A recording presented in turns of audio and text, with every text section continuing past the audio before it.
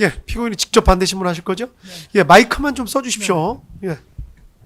어쨌든 증인은 여론조사 회사인 그 꽃에 뭐 갈 생각도 안 했지만 처음에 뭐 저 정승우 차장하고 이렇게 회의하고 할 때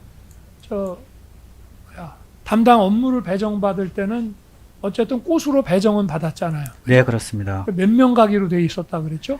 인원에 대해서도 정확하게 지정되진 필요 없죠. 않았습니다. 그냥 증인하고 누구 하나하고 둘이었죠. 예. 그죠?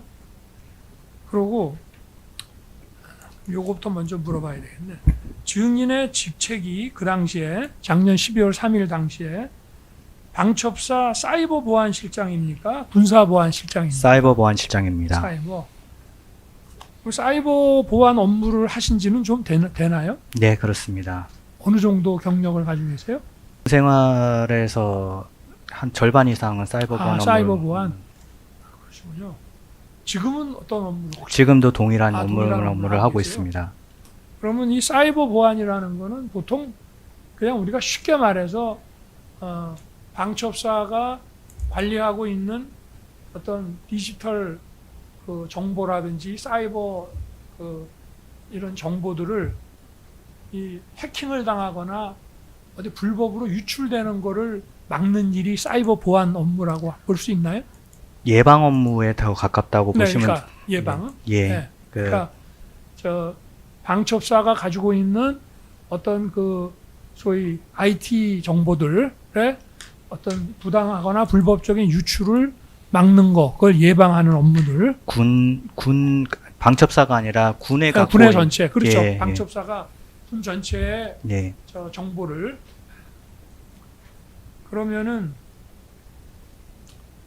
그 지금 이 선관위 서버라든지 아까도 얘기했지만 이제 이건 선관위 그 메인 서버하고 여론조사 심의위원회의 그 이제 소위 그 서버에 대해서 네. 이제 제가 보니까 임무가 좀 불분명했던 것 같은데 그 어쨌든 그 서버를 전부 탈거해 오거나 또는 그거를 포렌식하거나 그 막대한 분량의 이런 정보들을 이제 복제를 하거나 하는 그런 장비들의 어떤 것들이 실제 있고 방첩사가 그걸 보유하고 있는지는 증인 입장에서는 전문적인 그런 거는 있나요? 어떻습니까? 저는 이론적으로만 알지. 알고 네, 있습니다. 실제로 만약에 현장에 선관위 데이터베이스라든지 뭐 여론조사 꽃이라도 어디 가서 DB 자료들을 어떻게 해서 가지고 오는지 이런 거에 대해서는 현장에 딱 맞닥뜨렸을 때 그런 일들을 평소에 해오신 거는 아니었죠. 그거는 제 업무가 아니었습니다. 당시에 말이죠. 지금 이제 포고령 2호 가지고 이제 얘기가 있는데 원래 평소에도 그렇지만 비상계엄이 선포됐을 때도 어떤 업무를 우리가 할 수 있느냐에 관해서는 먼저 국군조직법, 그죠? 그 다음에 방첩사령부 직제 규정, 그리고 계엄법 이런 것들이 여러분들이 그러니까 방첩사가 할 수 있는 그 일이 어떤 건지, 어떤 거는 못 하는 거, 어떤 건 하는 건지가 결정이 되는 거 아닙니까? 네, 그렇습니다. 그렇죠?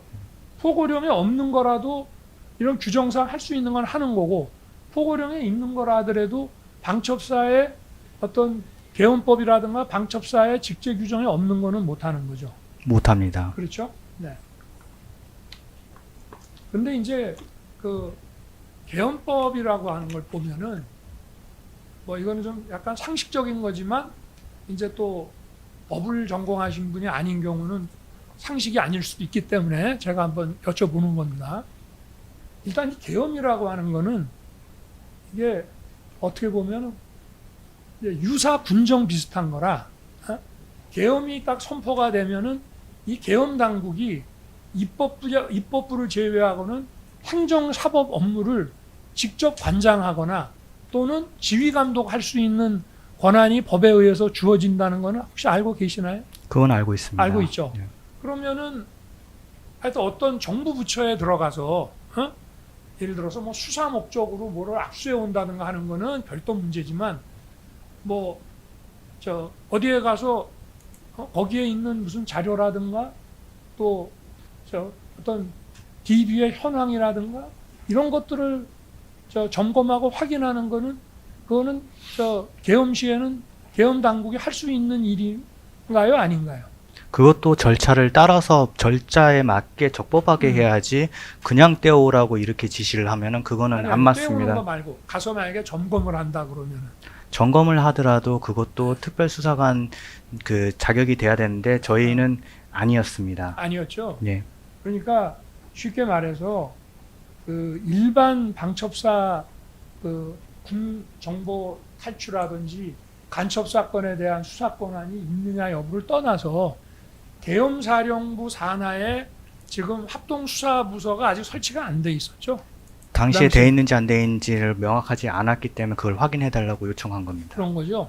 어쨌든 지금 증인은 이걸 자꾸 이제 수사라고 얘기를 하는데 계엄법 7조에 따라서 이그 선거관리위원회든 또는 정부의 어느 부처든 간에 거기에 이 사이버 보안 상태라든지 시스템이 제대로 작동하고 있는지를 확인하는 것도 수사의 영역이라고 생각하나요? 증인은? 제가 그 부분에 대해서는 그런- 잘 모르겠습니다. 그런 생각에 입각해서 지금 말씀을 하시기 때문에 한번 여쭤보는 겁니다. 증인의 생각. 그것도 수사의 범주에 들어간다고 지금 생각하시는 것 같아서. 그 부분에 대해서는 생각해 본 적 없습니다. 알겠습니다.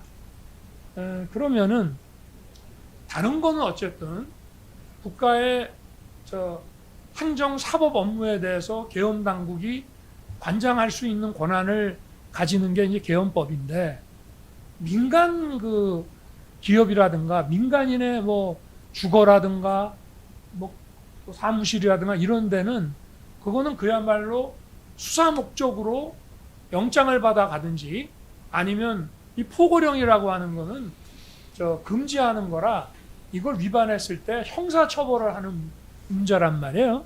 어? 그런데 이 민간 꽃이라고 하는 데는 민간 기관이지 않습니까? 그렇게 알고 네. 있습니다. 그러면 처음부터 그 뭐 이런 법률적인 검토라든가 정성우 차장하고 이게 회의를 하고 할 때 다른 데는 몰라도 이 꽃은 민간 기관이기 때문에 이거는 문제가 있다. 이런 얘기는 거기서 나온 적이 없나요? 그게 이상했기 때문에 법무 검토를 요청을 한 겁니다. 아니 근데 이상하다는 게 그러니까 첫 번째로 그게 여기는 민간 기관 아니냐 하는 얘기가 딱 나왔습니까? 그런 얘기 정확한 그 워딩은 안 나왔습니다. 이게 법무 검토도 제가 볼 때는 정확하게 되지 않은 것 같은데 알겠습니다. 중간에 그 정성우가 꽃은 가지 마라 네. 이런 지시했죠. 1시 34분경에 34분경에 그 전에는 안 하고 그전에는 하기는 출발 자체가 뭐 거의 출발한 다음에 연락이 출발이 몇 시라고 그랬죠? 27분이라고 네. 그랬죠? 27분에 출발했는데 출발 7분 후에 정성우 1처장이 그 꽃은 가지 마라. 딴 데 가 있어라. 네, 라고 했죠. 그 민간기관에 대해서는 이렇게 들어가면 안 된다는 그런 상부 지시가 있었던 것 같은 느낌은 안 드나요? 안 들었나요? 그 당시에? 정성우의 독자 판단이라고 생각하셨습니까? 전혀 그런 걸 확인할 수가 없습니다. 저는.